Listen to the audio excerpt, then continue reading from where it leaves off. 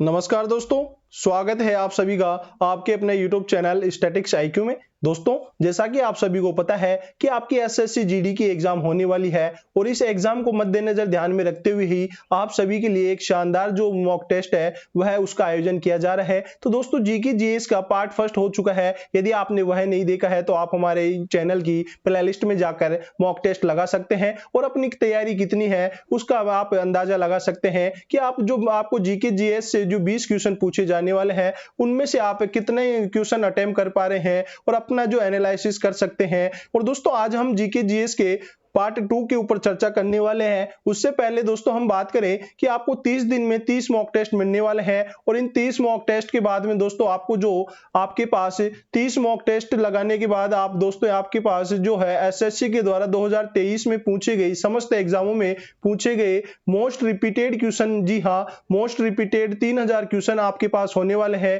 तो दोस्तों आप अंदाजा लगा सकते हैं कि आपके जो एसएससी जीडी की आप एग्जाम में बैठने वाले होंगे उस समय आप 20 में से दोस्तों यहाँ पे 17 प्लस क्वेश्चन अटेम्प्ट कर रहे होंगे। जी हाँ, 17 प्लस क्वेश्चन जो है आप अटेम्प्ट कर रहे होंगे। तो दोस्तों आज के इस सेशन में भी हम जीके जीएस का पार्ट 2 है, इसमें हम जीके के दोस्तों 20 क्वेश्चन के ऊपर चर्चा करेंगे और उन 20 क्वेश्चन के जो आसपास के और कौन से क्वेश्चन बन सकते हैं आपको जो एग्जामिनर के एग्जाम में पूछ सकता है उन सभी के बारे में भी चर्चा करेंगे। तो दोस्तों, यदि आज ही आप हमारे चैनल से जुड़े हैं तो चैनल को सब्सक्राइब करके बेल आइकन पर प्रेस कर दीजिएगा ताकि आपने जो 2024 में सपना देख रखा है वर्दी पाने का, उस सपना आपका साकार करने के लिए दोस्तों आपको ये मॉक टेस्ट अवश्य लगाने होंगे। तो चलिए बिना समय खराब करते हुए आज की शानदार सेशन का आगाज करते हैं और बात करते हैं पहले क्वेश्चन पर। पहला ही क्वेश्चन है, प्रथम एशियाई खेलों में कुल कितने देशों ने भाग लिया था। तो दोस्तों हम बात करते हैं कि प्रथम एशियाई खेलों में कुल कितने देशों ने भाग लिया, यह क्वेश्चन पूछा गया है। तो अब हम यहाँ से एशियाई खेलों का यहाँ पे पोस्टमार्टम करने वाले हैं या एशियाई खेलों से जितने भी क्वेश्चन 2023 में पूछे गए हैं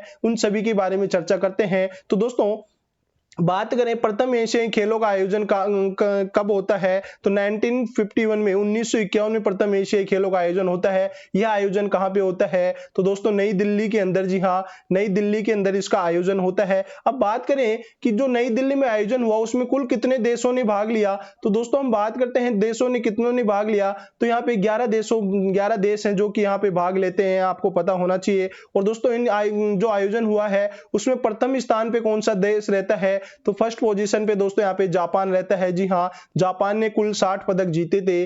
जी हाँ, जापान ने यहाँ से कुल 60 पदक जीते हैं। साथ ही हम बात करते हैं भारत की पोजीशन क्या रहती है तो भारत की पोजीशन दोस्तों यहाँ पे सेकंड स्थान पे रहता है। जी हाँ, भारत यहाँ पे जो प्रथम एशियाई खेल है उसमें सेकंड स्थान पे रहता है। तो दोस्तों भारत यहाँ पे 1951 के प्रथम एशियाई खेलों में दूसरे स्थान पर रहता है जिसमें भारत यहाँ पे 51 पदक जीतता है। जी हाँ, 51 पदक जीतता है। उसमें दोस्तों 15 स्वर्ण पदक जीता है। जी हाँ, गोल्ड कितने जीतता है, 15 गोल्ड जीतता है। इसी के साथ हम बात करें कि जो 1951 में भारत का पहला गोल्ड किसने जीता था तो दोस्तों एक काफी मोस्ट रिपीटेड क्वेश्चन है कि जो प्रथम एशियाई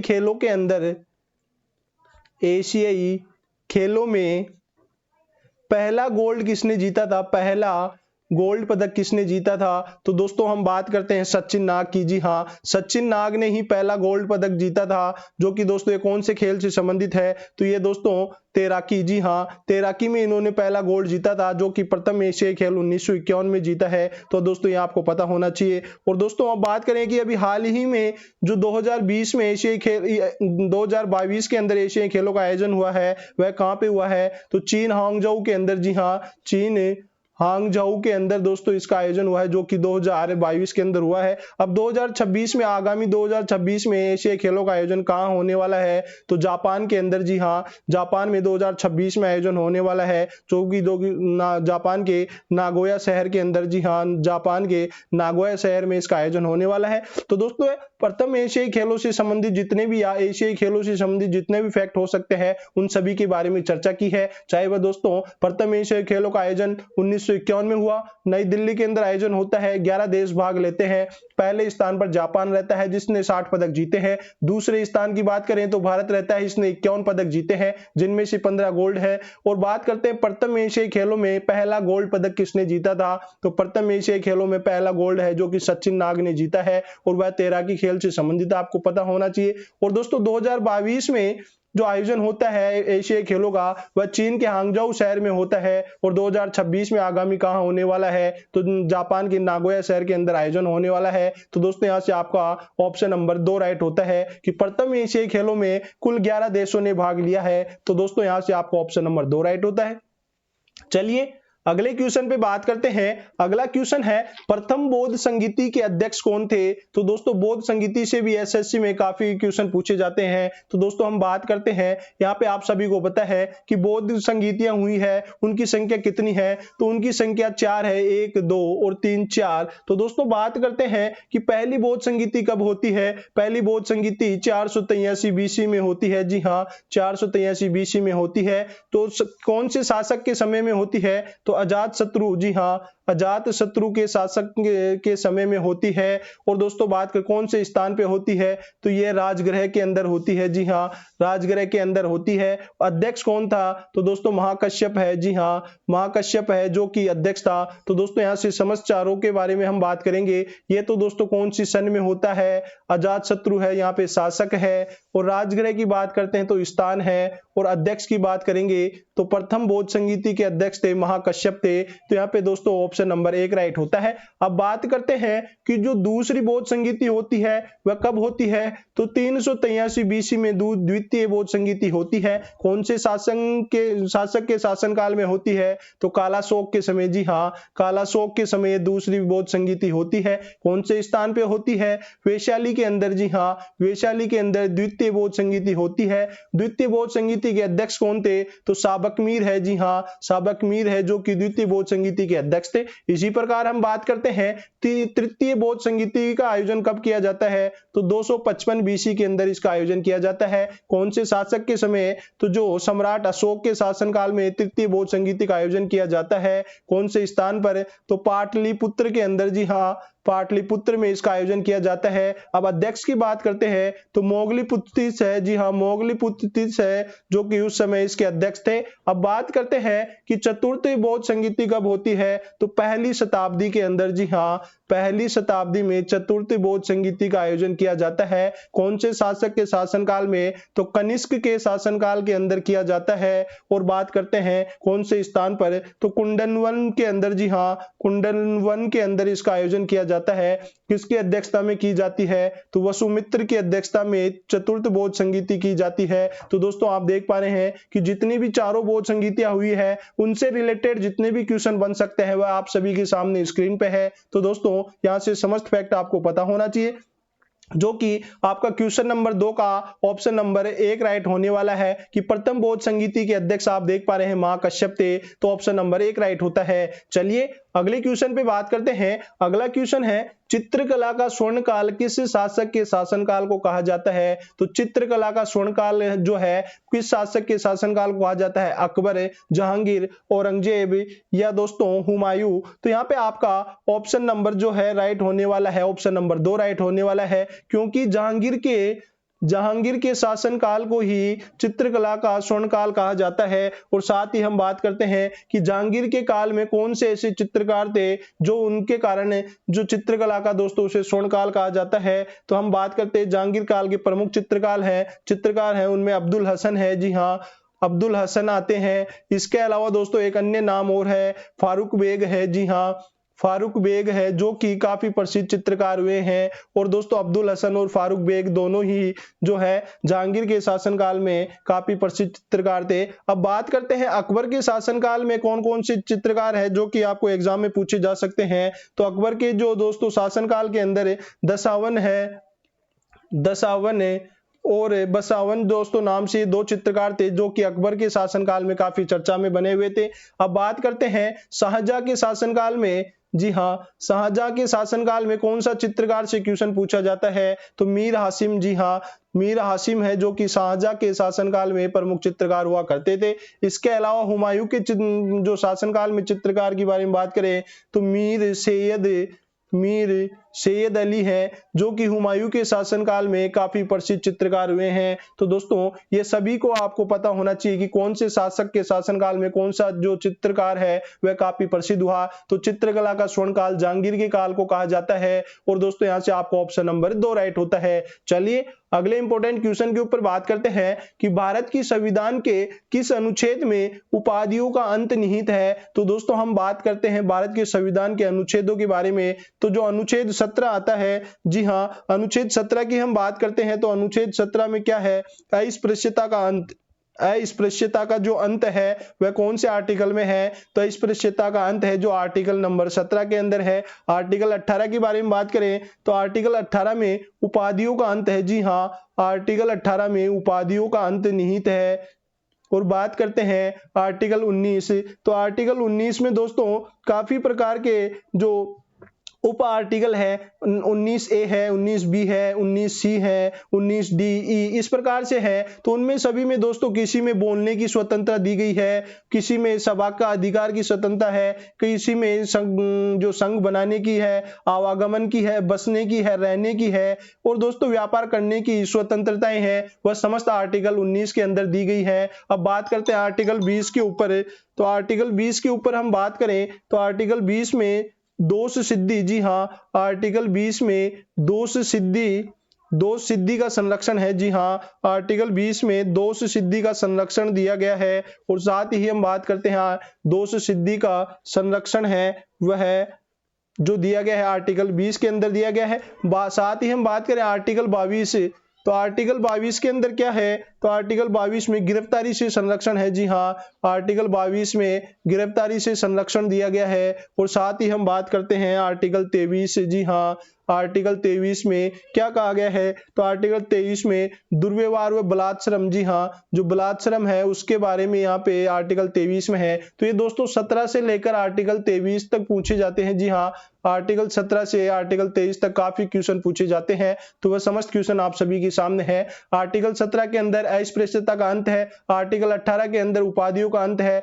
अनुच्छेद 19 में दोस्तों बोलने की स्वतंत्रता है, अभिव्यक्ति की स्वतंत्रता, सभा की स्वतंत्रता, संघ बनाने की स्वतंत्रता है। अनुच्छेद 20 दोष सिद्धि का संरक्षण है। आर्टिकल 22 की हम बात करें तो आर्टिकल 22 में गिरफ्तारी से संरक्षण है। आर्टिकल 23 की बात करें तो दुर्व्यवहार व बलात्श्रम पर रोक है, जो कि आर्टिकल 23 के अंदर दी गई है। तो ये समस्त फैक्ट यहां से आपको पता होना चाहिए। चलिए अगले इंपॉर्टेंट क्वेश्चन के ऊपर बात करते हैं। गुजरात से मुंबई तक के समुद्री तट को किस नाम से जाना जाता है, तो गुजरात से मुंबई तक का जो समुद्री तट है उसे किस नाम से जाना जाता है। ऑप्शन है काठियावाड़ तट, कोंकण तट, मालाबार तट, कोरोमंडल तट या उत्तरी सरकार तट। तो दोस्तों इस प्रकार से तट है।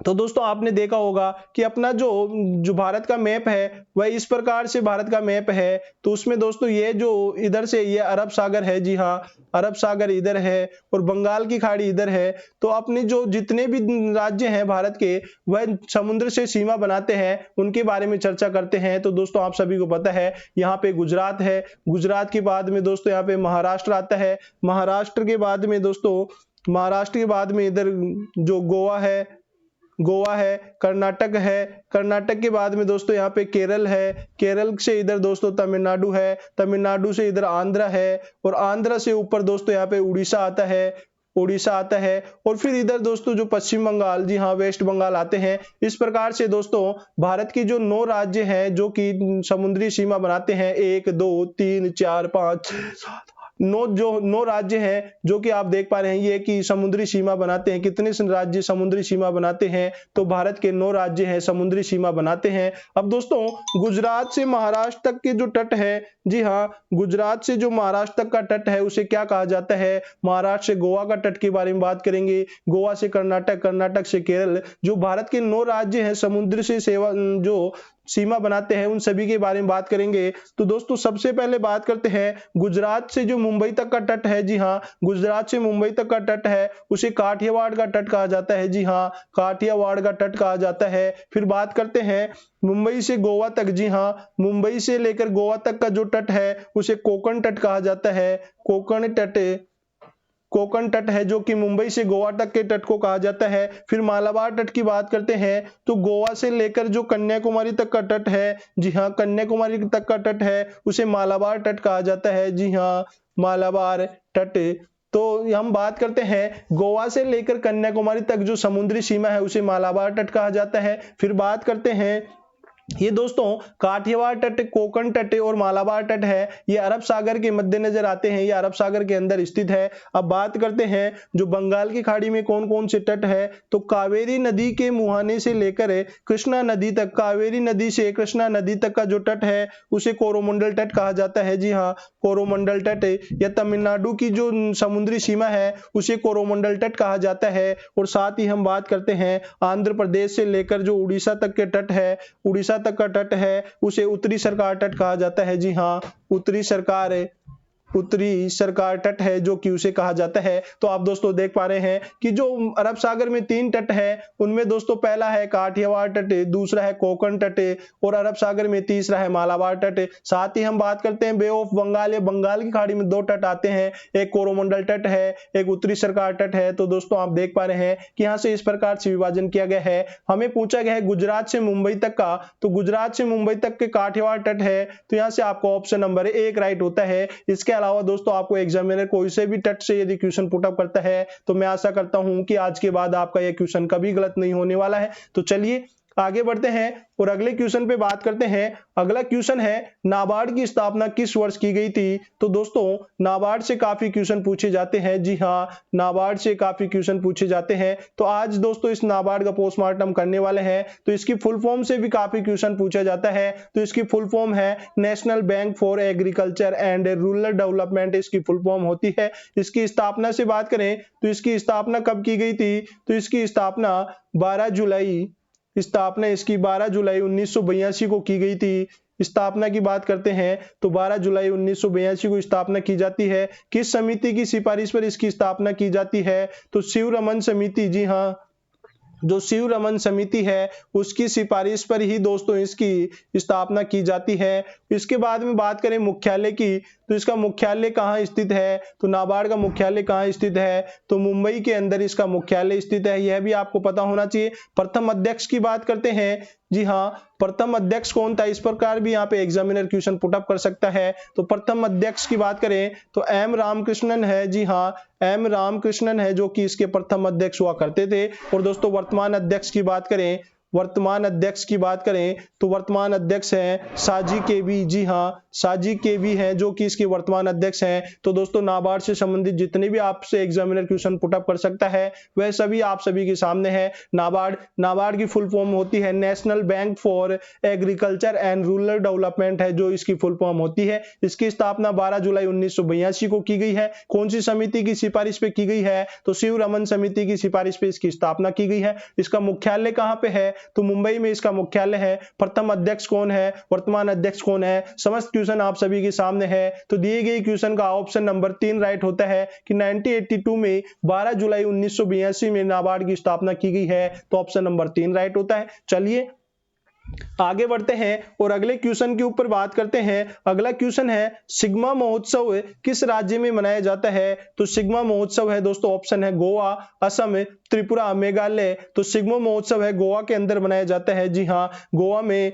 जो है सिग्मा महोत्सव मनाया जाता है। अब बात करते हैं अन्य कौन से जो यहाँ पे पर्व त्योहार है जो मनाए जाते हैं, तो अन्य त्योहार में दोस्तों सनबर्न आता है। जी हाँ, सनबर्न भी यहाँ पे जो बनाया जाता है। इसके अलावा साउजाओ है। जी हाँ, साउजाओ है, ये गोवा के अंदर मनाए जाने वाले अन्य पर्व के ऊपर बात करते हैं। बोड्रम त्योहार भी यहाँ पे मनाया जाता है। जी हाँ, बोड्रम पर्व भी यहाँ पे मनाया जाता है। अंगूर फेस्टिवल भी गोवा के अंदर मनाया जाता है। अंगूर फेस्टिवल, जी हाँ, अंगूर फेस्टिवल भी गोवा के अंदर मनाया जाता है। एक संत जेवियर के नाम से भी दोस्तों यहाँ पे काफी जो बड़ा त्योहार मनाया जाता है। तो ये दोस्तों हमने गोवा के अन्य कौन कौन से जो पर्व त्योहार है उनके बारे में बात की है, जो सनबर्न है, साउजाओ है, बोड्रम है, अंगूर फेस्टिवल है, संत जेवियर है। तो सिग्मा महोत्सव गोवा के अंदर मनाया जाता है। ऑप्शन नंबर 1 राइट होता है। चलिए अगले क्वेश्चन पे बात करते हैं। अगला क्वेश्चन है फुटबॉल का सबसे पुराना टूर्नामेंट कौन सा है? तो फुटबॉल का सबसे पुराना टूर्नामेंट कौन सा है?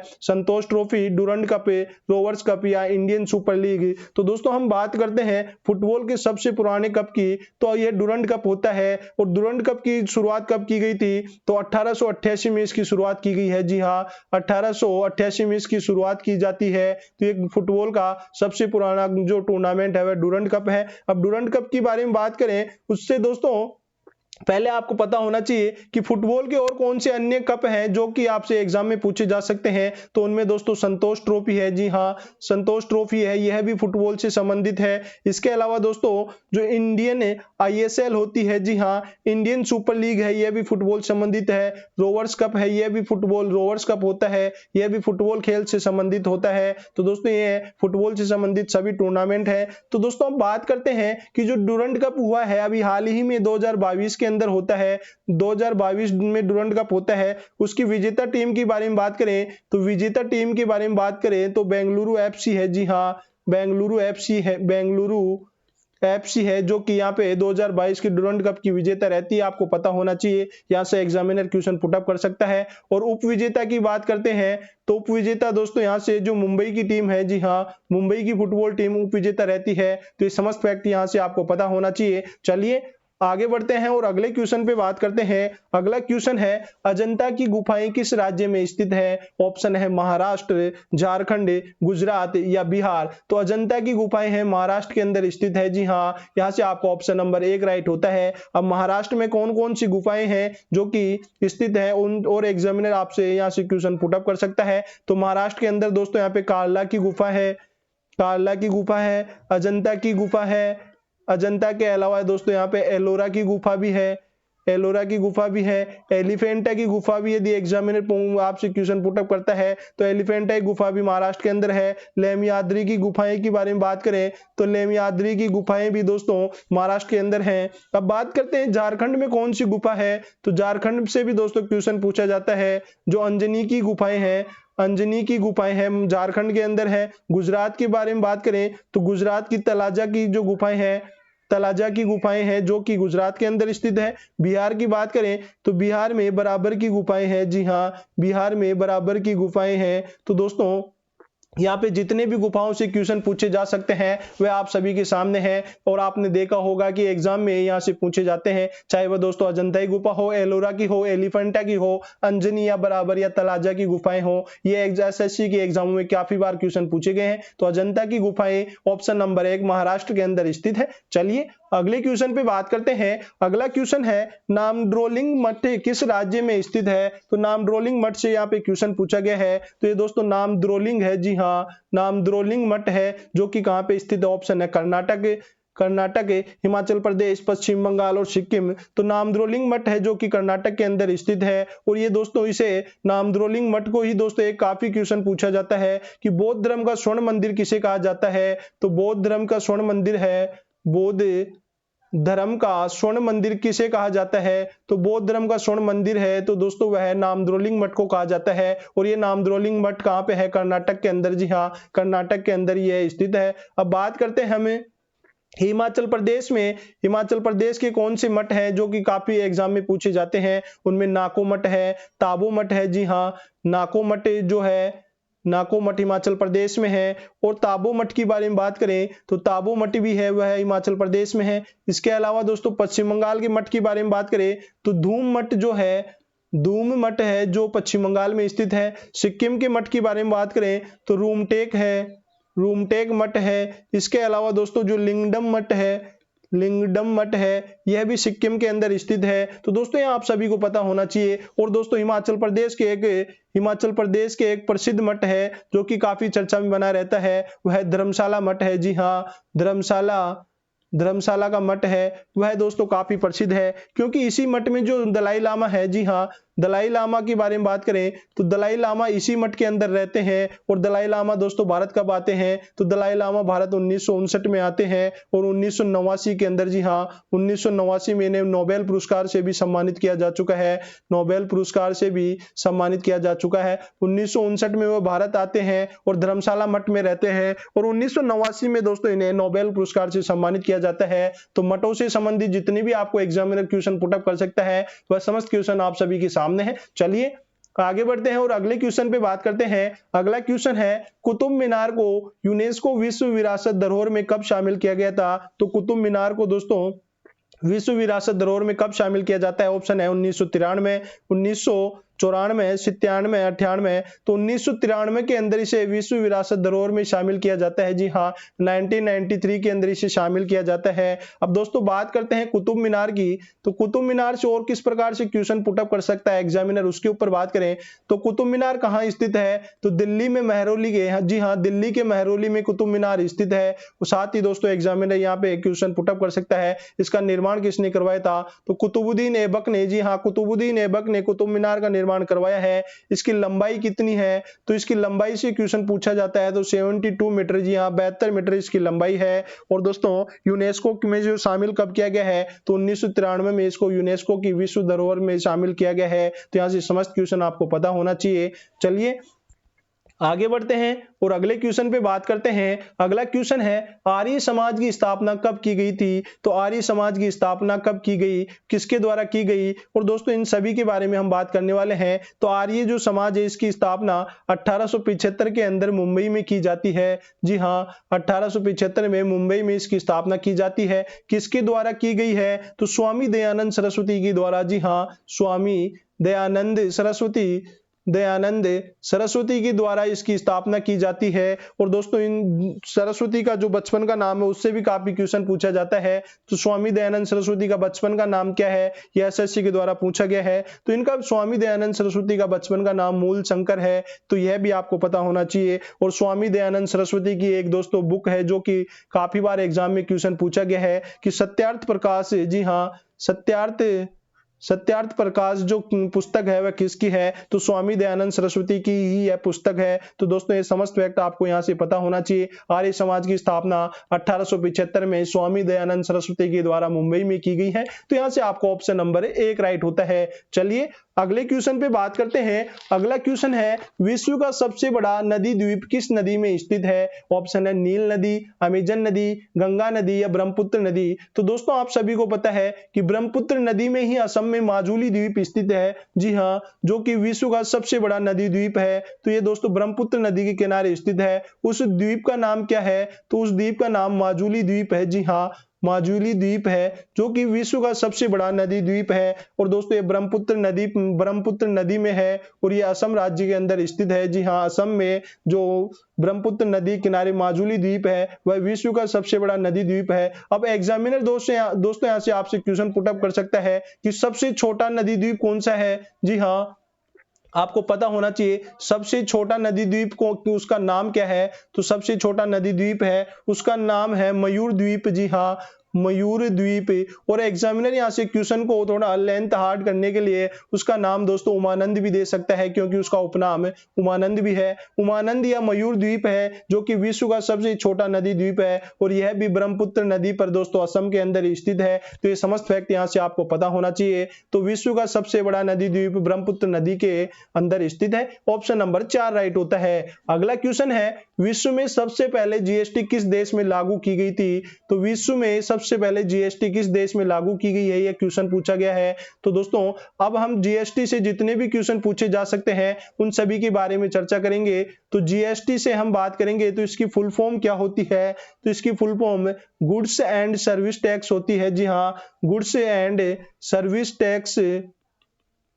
सर्विस टैक्स इसकी फुल फॉर्म होती है। कब लागू की जाती है तो जीएसटी 1 जुलाई 2017 को ये लागू की जाती है। कौन सा संविधान संशोधन करके ये लागू की जाती है तो 101वां संविधान संशोधन किया जाता है और जीएसटी भारत के अंदर लागू की जाती है। 101वां संविधान संशोधन किया जाता है और ये दोस्तों 124वें संशोधन विधेयक से पारित होती है। कौन सी समिति की सिफारिश पर जीएसटी पारित की जाती है तो विजय केलकर विजय केलकर समिति की सिफारिश पर जीएसटी लागू की जाती है। जी हाँ, विजय केलकर समिति की सिफारिश पर लागू की जाती है। इसे लागू करने वाला पहला राज्य कौन सा है? लागू करने वाला पहला राज्य कौन सा है? तो पहला राज्य के बारे में बात करें तो पहला राज्य है असम। और दोस्तों यहां से एग्जाम में पूछा जाता है कि दूसरा राज्य कौन सा है? तो दूसरा राज्य जो है बिहार दूसरा राज्य है। और सबसे अंतिम राज्य कौन सा है जीएसटी लागू करने वाला? तो अंतिम राज्य दोस्तों आप सभी को पता है 2019 में यहाँ पे धारा 370 हटाकर जम्मू एंड कश्मीर को अलग किया गया। तो दोस्तों यहाँ से जम्मू एंड कश्मीर अंतिम राज्य है जो कि यहाँ पे जीएसटी को लागू करता है। और उस समय के दोस्तों काफी क्वेश्चन पूछे जाते हैं कि जो जीएसटी लागू की गई 2017 में, उस समय प्रधानमंत्री कौन था? तो दोस्तों यहाँ पे दोस्तों तत्कालीन राष्ट्रपति की बात करते हैं तो राष्ट्रपति है जो प्रणब मुखर्जी के समय में लागू की गई है। जी हाँ, प्रणब मुखर्जी के समय में लागू की गई है। और प्रधानमंत्री का दोस्तों आप सभी को पता है 2014 से जो नरेंद्र मोदी बने हुए हैं। उसके साथ ही हम बात करते हैं वित्त मंत्री कौन थे?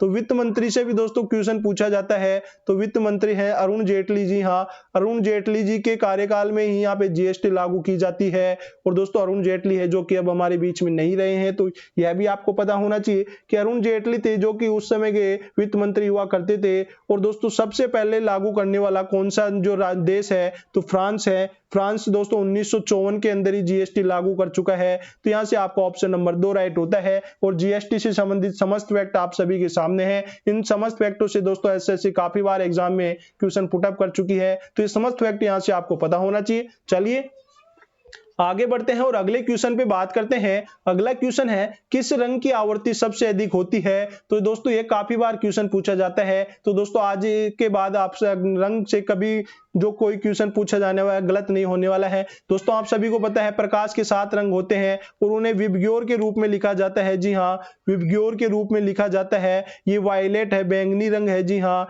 ये वायलेट बैंगनी रंग है और ये रेड लाल रंग है। तो दोस्तों हम बात करते हैं कि एक तो होता है इसका तरंगदैर्ध्य को दोस्तों लैम्बडा, इस प्रकार से चिन्ह जो होता है वह लैम्बडा का होता है और उसे तरंगदैर्ध्य कहा जाता है। जी हाँ, तरंगदैर्ध्य कहा जाता है। तो ये तरंगदैर्ध्य बैंगनी रंग का है जो सबसे कम होता है। जी हाँ, बैंगनी रंग का कम होता है और ये इस प्रकार से बढ़ता जाता है। और लाल रंग का तरंगदैर्ध्य सर्वाधिक होता है। जी हाँ, लाल रंग का जो तरंगदैर्ध्य होता है वह सर्वाधिक होता है। फिर बात करते हैं आवृत्ति की हम बात करते हैं तो आवृत्ति सर्वाधिक बैंगनी रंग की होती है। जी हाँ, तो आवृत्ति की हम बात करें तो आवृत्ति बैंगनी रंग की अधिक होती है और वह इधर दोस्तों जैसे जैसे चलेंगे सबसे कम लाल रंग की होती है। इसी के साथ दोस्तों एक और क्वेश्चन पूछा जाता है विचलन का। तो विचलन की हम बात करें तो बैंगनी रंग का जो विचलन होता है वो सर्वाधिक होता है। जी हाँ, बैंगनी रंग का विचलन सर्वाधिक होता है। फिर जैसे जैसे आगे बढ़ते जाते हैं सबसे कम जो होता है विचलन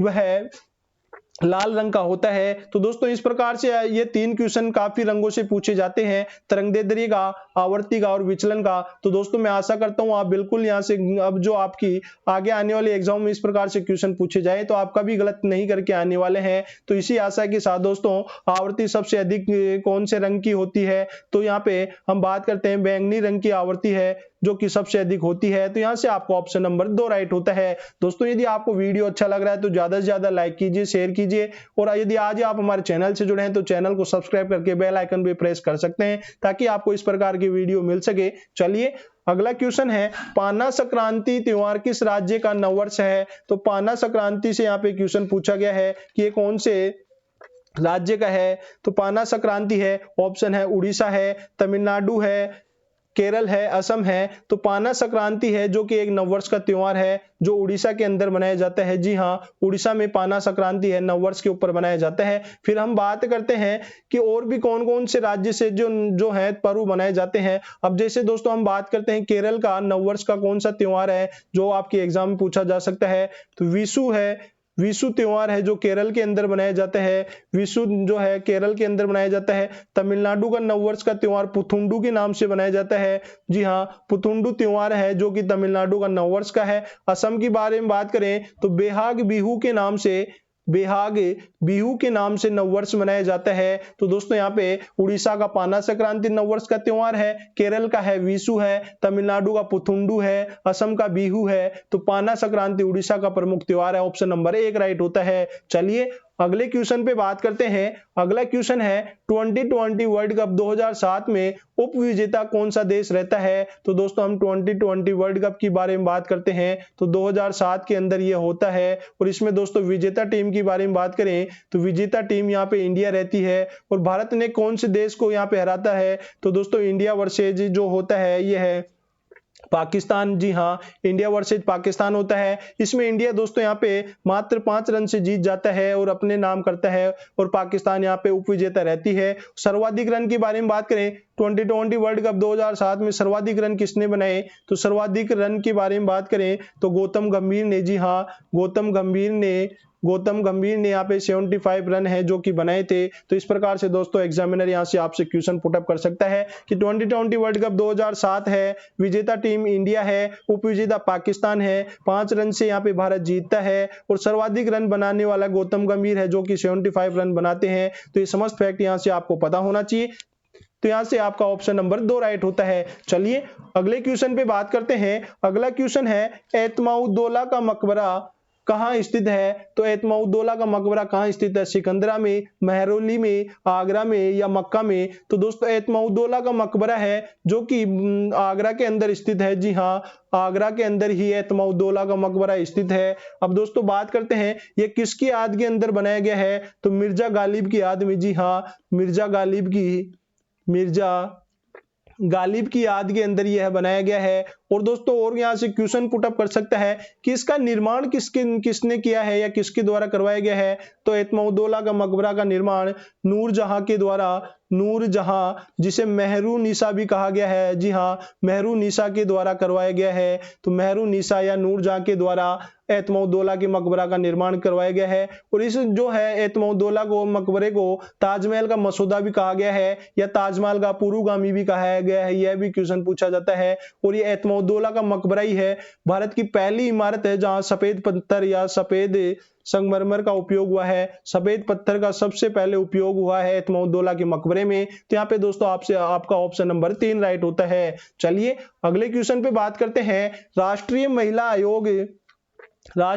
आयोग का मुख्यालय कहाँ स्थित है, मुंबई, दिल्ली, कलकत्ता या चेन्नई। तो दोस्तों राष्ट्रीय महिला आयोग के बारे में बात करें तो इसका मुख्यालय है जो नई दिल्ली के अंदर स्थित है। जी हाँ, न्यू दिल्ली के अंदर इसका मुख्यालय स्थित है। ये कौन से एक्ट से यहाँ पे इसकी स्थापना की जाती है। तो हम एक्ट के बारे में बात करते हैं तो 1990 का एक्ट है। उसके मद्देनजर ही महिला आयोग की स्थापना की गई है। इसकी स्थापना कब की जाती है। तो स्थापना यदि से क्वेश्चन पूछा जाता है तो इसकी स्थापना 31 जनवरी 1992 में। जी हाँ, 31 जनवरी 1992 में महिला आयोग की यहाँ पे स्थापना की जाती है। यदि एग्जामिनर आपसे क्वेश्चन पुटअप करता है प्रथम अध्यक्ष कौन है। तो प्रथम अध्यक्ष से यदि बात करते हैं तो जयंती पटनायक है। जी हाँ, जयंती पटनायक है जो कि राष्ट्रीय महिला आयोग की प्रथम अध्यक्ष है। अब एग्जामिनर दोस्तों करंट अफेयर के मद्देनजर आपसे क्वेश्चन पुटअप कर सकता है कि वर्तमान में राष्ट्रीय महिला आयोग के अध्यक्ष कौन है। तो वर्तमान की बात करते हैं तो रेखा शर्मा। जी हाँ, रेखा शर्मा है जो कि वर्तमान में राष्ट्रीय महिला आयोग की अध्यक्ष है। तो यहाँ पे दोस्तों आपका न्यू दिल्ली राष्ट्रीय महिला आयोग का मुख्यालय नई दिल्ली के अंदर स्थित है। यहाँ से आपको ऑप्शन नंबर 2 राइट होता है। और इसके समस्त फैक्ट आप सभी के सामने हैं जो आपको एग्जाम में पूछे जा सकते हैं। चलिए आज के अंतिम क्वेश्चन के बारे में बात करते हैं और उसका पोस्टमार्टम करते हैं। तो दोस्तों आपसे क्वेश्चन पूछा गया है स्टेट बैंक ऑफ इंडिया का राष्ट्रीयकरण कब हुआ था। तो दोस्तों इस क्वेश्चन के बारे में चर्चा करते हैं तो सबसे पहले हम चर्चा करते हैं SBI। तो SBI की फुल फॉर्म आप सभी को पता है, स्टेट बैंक ऑफ इंडिया। तो दोस्तों इसकी शुरुआत कहां से होती है उन सभी के बारे में हम चर्चा करते हैं। तो दोस्तों सबसे पहले जो बात करेंगे वह है बैंक ऑफ कलकत्ता। जी हां, बैंक ऑफ कलकत्ता के बारे में बात करते हैं। तो इस बैंक ऑफ कलकत्ता की स्थापना 1806 के अंदर होती है। जी हां, 1806 में बैंक ऑफ कलकत्ता की स्थापना होती है। उसके बाद में दोस्तों और 3 बैंक की स्थापना होती है, वह है बैंक ऑफ बंगाल। जी हां, बैंक ऑफ बंगाल। एक होता है bank of Bombay, bank of Bombay है। तीसरा होता है बैंक ऑफ मद्रास। जी हाँ, बैंक ऑफ मद्रास।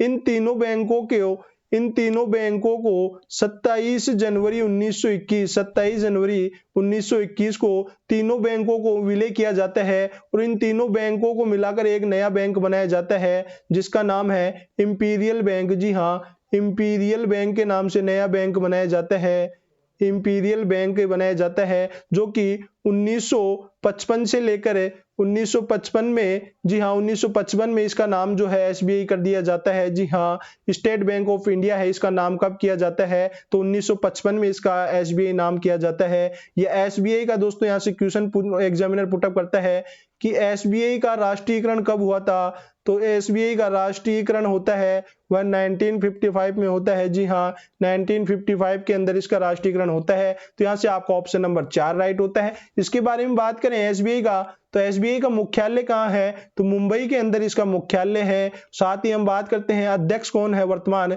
तो दिनेश खारा है। जी हाँ, दिनेश खारा इसके वर्तमान अध्यक्ष है। तो ये समस्त फैक्ट आपको यहाँ से जो भी एग्जामिनर यहाँ से क्वेश्चन पुटअप कर सकता है वह आप सभी के सामने है। हमने देखा कि स्टेट बैंक ऑफ इंडिया की स्थापना कहाँ से होती है, तो दोस्तों जब 1806 में कलकत्ता बैंक, फिर उसके बाद में Bengal bank, bank of Bengal, bank of Bombay, bank of Madras, इन तीनों को 27 जनवरी 1921 को एक करके यहाँ पे इंपीरियल बैंक बनाया जाता है और इस इंपीरियल बैंक का राष्ट्रीयकरण करके 1955 में एसबीआई नाम दिया गया। तो एग्जामिनर यहाँ से दोस्तों आपसे क्वेश्चन पुटअप कर सकता है कि एसबीआई का जो है राष्ट्रीयकरण कब होता है, तो एसबीआई का राष्ट्रीयकरण 1955 में होता है। तो ये समस्त फैक्ट आप सभी के सामने है। दोस्तों मैं आशा करता हूं कि यहाँ पे आपने समस्त 20 क्वेश्चन का यहाँ पे राइट आंसर दिया होगा और यदि दोस्तों आपके जितना भी स्कोर रहता है वह आप सभी हमारे कमेंट बॉक्स में कमेंट करके बताइएगा, ताकि हमें भी पता चल सके कि आप 20 क्वेश्चन में से कितने क्वेश्चन अटेम्प्ट कर पा रहे हैं। और दोस्तों यदि आज के सेशन आपको वास्तव में अच्छा लगा है